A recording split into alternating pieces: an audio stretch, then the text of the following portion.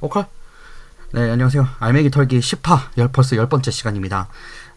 점점 더 어려운 문제들이 많이 올라오고 있고, 학생들의 질문도 점점 더 많아요. 지금 사실, 동영상 요청 리스트가 굉장히 사실 후로 밀려 있는데, 오늘도 최대한 많이 찍어보는 시간 가져보도록 하겠습니다. 자, 114번 문제고요. 2024년도 모의평가 문제니까 꽤나 따끈따끈한 문제예요. 그리고 이제 조금 어려운 형태로 주어졌는데 이제 해석하는 방법에 대해서 조금 이제 고민해보는 시간 갖도록 하겠습니다. 굉장히 어려운 문제는 맞습니다. 4점짜리 문제고요. 13번 문제치고는 상당히 어렵게 나왔습니다. 연립부등식인데 두 가지 해석의 영역을 두고 고민을 해야 되는 상황으로 줬거든요. 자, 지금 이게 이 두 개를 모두 만족시키는 실수가 한 개만 존재하도록 해달라고 했습니다. 그렇다면 여러 가지 상황들을 고려를 할 수 있을 건데 일단 1번과 2번으로 놓고 한번 생각을 해볼게요. 얘를 1번으로 두고 얘를 2번으로 두는 거지. 자, 그랬을 때 보면 지금 먼저 스텝 1에서 뭐부터 해석하는 게 좋으냐면 과연 1번과 2번이 어떠한 조화를 가질 때 이걸 만족시키는 실수가 한 개밖에 없을까라는 걸 고민해보자는 겁니다. 자, 1번을 먼저 보면 1번의 특이점은 x가 근이 하나가 마이너스 9로 고정되어 있는 상황이고요. 그리고 1번, 2번 그래프가 동일하게 x제곱을 아래로 볼록의 모형으로 가지고 있어요. 그러니까 이 두 그래프는 함수의 기울기가 똑같기 때문에 데카코마니가 되어 있는 형태인 겁니다. 둘 다 동일한 함수예요. 판박인데 평행이동만 되어 있는 거지. 좌우로. 느낌은 알겠죠? 그런 상태에서 1번을 먼저 살펴보면 x가 마이너스 9로 고정되어 있는 것이 특이점이라고 볼 수 있겠습니다. 그러니까 마이너스 9는 무조건 고정되어 있는 상황인 거죠. 근데 2번의 경우를 보게 되면 이 친구는 지금 이미 인수분해가 다 끝나 있죠. 그래서 x가 2a 빼기 16부터 해가지고 2a까지의 범위를 가져가고 있는 것을 볼 수가 있어요. 그러니까 아무리 a의 범위의 값을 정하다 하더라도 똑같은 2a에다가 움직이고 있는 것이기 때문에 2번 그래프는 확실히 x가 16만큼의 간격을 가지고 있는 어떤 범위를 가지고 있는 것으로 인식될 수밖에 없습니다. 그죠? 자, 그렇다면 2번에서 부등식의 범위를 가지고 있으니 이게 한 개의 근만 만족하려면 경우의 수가 세 가지가 있을 것 같아요. 요걸 생각하기가 어려운 게 이 문제의 핵심이기도 합니다. 자, 1번을 보게 됐을 때 마이너스 9로 고정으로 갖고 있는 거죠. 자, 그러면 이 1번과 2번이 연립해야 되는 상황에서 1번의 근이 요 2a 빼기 16과 2a의 구간에 딱 한 개만 걸쳐지도록 근을 갖든지 요런 식으로요. 요게 1번 케이스라고 보시면 돼요. 요게 2번 케이스라고 보시면 되는 거고, 아니면 아예 한 점만 근을 가질 수도 있어요. 1번이. 왜? x가 마이너스 9인 포인트에서 중근을 가지면 그렇게 될 수 있거든. 그러니까 아래로 볼록 그래프인데 0보다 작거나 같다 그랬으니까 근을 한 개만 가지려면 x축에 대해서 잘 보세요. x축에 대해서 이렇게 접해버리면 되는 거죠. 그게 마이너스 9가 되도록 만들 수 있다는 뜻이 되는 겁니다. 그래서 이렇게 세 가지 시나리오를 봐야 돼요. 이게 이제 3번이 되겠죠. 사실 3번부터 먼저 볼 거예요. 그래서 자, 지금 구상은 이해가 되죠. 1번, 2번 둘 다 아래로 볼록인 상황에서 2번에 주어져 있는 개요가 딱 부등식의 범위를 설정을 해 주어버렸기 때문에 이거를 근을 딱 한 개만 가지도록 하려면 중근을 갖든가 아니면 딱 한 점만 공유되도록 특정 포인트를 가져가든지 양쪽 끝쪽으로요. 요 세 가지 케이스밖에는 없어요. 이 각각의 케이스를 다 구할 줄 알면 된다는 거예요. 이거를 판단하고 생각하기가 굉장히 까다롭습니다. 이게 이 문제의 난이도를 높인 이유 중에 하나예요. 아시겠죠? 자, 그래서 3번 케이스부터 먼저 볼 건데, 자, 이제 스텝 2 이제 구상 끝났으니까 이제 하나하나 한번 볼게요. 스텝 2에서 보면은 3번 케이스를 봤을 때 이 3번 케이스는 지금 결국에는 지금 x가 근을 가질 때 x가 하나는 마이너스 9를 가지겠지만 다른 하나는 지금 근이 x가 a제곱 빼기 6a임을 알 수 있죠. 자, 그렇다면 얘가 x 플러스 9의 완전 제곱의 중근 형태를 가지기 위해서 1번식이 그러려면 a제곱 빼기 6a가 9랑 마이너스 9랑 같아야 된다는 걸 알 수가 있는 거죠. 두 개가 근이면 되는 거니까 그 근이 일치하면 되는 거죠. 그래서 이거를 가지고 이항을 해서 보면 얘가 a제곱 빼기 6a 플러스 9가 0이 된다는 걸 알 수가 있을 것이고, 그거를 통해서 결론적으로는 얘가 a 빼기 3의 완전 제곱 형태를 갖는다는 걸 알 수 있게 돼요. 그쵸? a가 3일 때 0을 갖는 거고 그거 이외의 값은 모두 다 0보다 큰 걸로 지금 나와 있는 그런 형태의 그래프가 되는 거죠. 뭐 그래프는 지금 자체는 우리는 필요 없는 거지만. 자, 그래서 지금 3번 케이스를 만족시키려면 결국엔 a가 얼마면 되는 겁니까? 3이면 되는 거죠. 되겠습니까? 요거 하나 찾은 거예요. 지금 a 여러 가지 가능한 시나리오 중에 a가 3인 거 하나 찾은 거예요. 자, 그렇다면 이제 아까 앞에서 언급했었던 1번 케이스와 2번 케이스, 그러니까 아래쪽 2번 부등식에 지금 x가 2a 빼기 16부터 2a까지의 범위를 만족하는 것에 대해서 요 범위에 대해서 양 끝값이 되고 있는 2a 빼기 16쪽 아니면 2a 쪽에 이 1번 부등식의 어떤 범위가 탁 걸치기만 하는 정도로만 중근을 갖는 게 아니라 그렇게 되는 걸 얘기하는 거예요. 자, 그렇다면 이제 성격을 생각해 봐야 되는데 요게 이제 스텝 3가 되겠습니다. 이게 스텝 2까지는 오기가 쉬워요. 근데 스텝 3가 생각하기가 또 어려워요.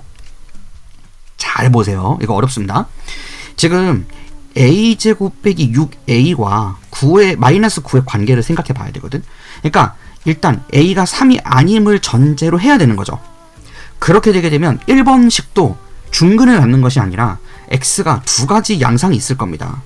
x가 마이너스 9보다 작으면서 a제곱 빼기 6a보다 크거나 같은 부등식을 갖든지 아니면 마이너스 9보다 크거나 같으면서 x가 a제곱 빼기 6a보다 작거나 같은 범위를 갖든지 이 둘 중 하나겠죠. a가 3이 아니라면. 그죠? a제곱 빼기 6a가 마이너스 9랑 같은 조건은 a가 3일 때만 가능한 거였었으니까 그게 아니라면 이 두 가지 형태의 부등식을 가져갈 수가 있을 거란 말이에요. 자, 그런데 문제는 a제곱 빼기 6a가 마이너스 9랑 대비했을 때 과연 이 위에 거가 맞을 것이냐, 이 a가 맞을 것이냐, b가 맞을 것이냐를 가지고 고민을 해야 된다는 거예요. 자, a에 관련해서 한번 보겠습니다. a에 관련해서 보게 되면 잘 들어보세요. 이거 굉장히 생각하기가 어려우니까 a에 관련해서 보게 되면 지금 a제곱 빼기 6a가 마이너스 9보다 작다라는 얘기를 하는 거잖아요. 자, 볼게요. a제곱 빼기 6a라는 애를 잠깐 생각해 보도록 하겠습니다. 요 녀석은 인수분해가 되는 거죠. a에 a 빼기 6으로 인수분해가 될 거예요. 근데 곰곰이 생각을 해보면 이 녀석이 지금 결국엔 0과 6 사이에서 아래로 볼록인 2차함수 개형의 그래프가 되거든요. 여기 a축이라고 본다면 이런 생각을 할 수 있는 거죠. 근데 여기에서 제일 작은 값은 추계 방정식의 위치가 a가 3일 때예요. 어라? 근데 a가 3일 때는 이미 스텝 2에서 구했어요. 그죠? 스텝 2에서 a가 3인 건 이미 구했습니다. 그런데 a가 3일 때가 최소값이에요. 근데 여기다 3을 대입해보면 어떻게 되느냐면 a가 앞에 마이너스 3이고 뒤가 3이죠. 그럼 그게 마이너스 9거든. 그러니까 a가 3일 때에야 그나마 값이 제일 작아요. 그쵸? a가 3일 때 a가 3이 들어가면 여기 3 들어가고 이거 3 들어가면 마이너스 9가 되니까 그때가 그나마 가장 작은 값인 거예요. 근데 a가 3이 아니라는 걸 전제로 했기 때문에 그렇다면 이 녀석은 아래로 몰려간 함수니까 a제곱 빼기 6 이 a 케이스를 통해서 우리가 알 수 있는 건 a제곱 빼기 6a가 절대적으로 마이너스 9보다 크거나 같을 수밖에 없다는 걸 알 수 있습니다. 이거 납득돼요? a제곱 빼기 6a의 최소값은 마이너스 9라는 거죠. a가 3일 때. 그래서 a는 무시당하는 거고요. b가 맞는 거예요. 그러니까 1번식의 부등식의 범위는 만일 a가 3이 아니라면 1의 부등식의 범위가 반드시 마이너스 9부터 a제곱 빼기 6a의 범위를 가질 수밖에 없다는 것이죠. 이거 판단됩니까? 이 판단을 못해서 이 문제를 못 풀어요, 사실. 자, 굉장히 어렵습니다. 그죠? 굉장한 난이도죠. 자, 이거를 파악할 수 있어야 이 문제가 이제 접근이 되기 시작하는 거예요. 아, 그렇다면 스텝 1에서 구했었던 이 지금 x가 이 a제곱 빼기 2a 빼기 16부터 2a까지의 범위에서만 만족된다라는 것에다가 1번에 있는 값을 조합을 하게 되면 이제 스텝 4로 갈게요. 마지막 단계입니다. 자, 이제 스텝 4로 오게 되면 우리가 이제 어떤 생각을 할 수 있게 되느냐, 결국에 마이너스 9부터 x가 a제곱 빼기 6a의 범위까지 들어왔다는 거를 전제로 했었을 때 요 녀석이 지금 2a 빼기 16보다 크거나 같으면서 2a보다 작거나 같은 위와 아래의 범위가 딱 한 군데에서만 만나면 돼요. 그러기 위해서 아까 쌤이 얘기했던 게 야 어차피 2a 빼기 16이 그렇다면 2a 빼기 16하고 a제곱 빼기 6a가 딱 서로 같기만 하잖아요. 그럼 어떻게 되죠? 그럼 그 지점에서만 만날 수 있는 거죠. 그러니까 수직선상으로 보면은 여기에 2a 빼기 16이 있는 거야. 근데 2a 빼기 16의 딱 범위에 지금 2번식은 요렇게 들어가는 거죠. 2번식은 이렇게 되는 거죠. 근데 1번식을 보게 되면 2a 빼기 16에서 1번식의 경우에는 이렇게 가는 거예요. 그럼 이게 둘이 접점이라는 거는 딱 2a 빼기 16밖에 없어요. 이렇게 만들기 위해선 a제곱 빼기 6a가 2a 빼기 16이랑 같으면 되는 거죠. 그쵸? 느낌 이해돼요? 그러니까 2a 빼기 16이 결국에 a제곱 빼기 6a랑 같을 수 있다면 이 조건을 만족할 수 있다. 이거에 대한 a를 값을 하나 구해보면 되는 겁니다. 자, 그러면 이제 식을 완성을 해보면 a제곱에다가 마이너스 8a a제곱 마이너스 8a 플러스 16이 0인 걸 알 수 있고요. a 빼기 4의 완전제곱으로 묶일 수 있으니까 a가 4면 되겠구나라는 걸 알 수 있습니다. a가 4가 되면 지금 요 두 주점에서 만날 수 있는 거예요. 자, 이제 반대로 입장을 뒤집어가지고 요번에는 만일 1번식이 2번식보다 오른쪽에 있다면 수직선상에서 그럼 이제 어떤 상황이 벌쳐지는 거냐. 자, 두 번째 상황이에요. 수직선이 이렇게 있습니다. 근데 여기에 잘 보세요. 자, 지금 2a부터 2a 빼기 16까지의 2번 부등식이 이렇게 딱 들어가 있어요. 요 안에. 근데 1번 부등식의 범위가 2번 부등식보다 수직선상에서 큰 위치에 있는 거예요. 그래서 여기 마이너스 9가 있는 건데 마이너스 9부터 a제곱 빼기 6a까지 이렇게 1번 부등식 범위가 있는 겁니다. 근데 요 왼쪽에 있던 사실은 이제 왼쪽에 있는 애를 이동시켜야 되는 거죠. 얘를 이쪽으로 이동시키다가 딱 포개지는 게 마이너스 9 한 지점에서만 포개지게 하면 되는 거예요. 그러면 어떻게 됩니까? 2a가 마이너스 9라는 걸 할 수 있는 거죠. 그래서 세 번째 스텝 4를 통해서 a가 얼마가 나오게 되는 거냐면 결국에 스텝 4를 통해서 우리가 얻을 수 있는 건 a가 마이너스 2분의 9이거나 a가 4이거나 둘 중에 하나예요. 그쵸? 그럼 지금까지의 것들 모두 종합해보면 a는 3이거나 마이너스 2분의 9이거나 아니면 4가 되는 걸 알 수 있습니다.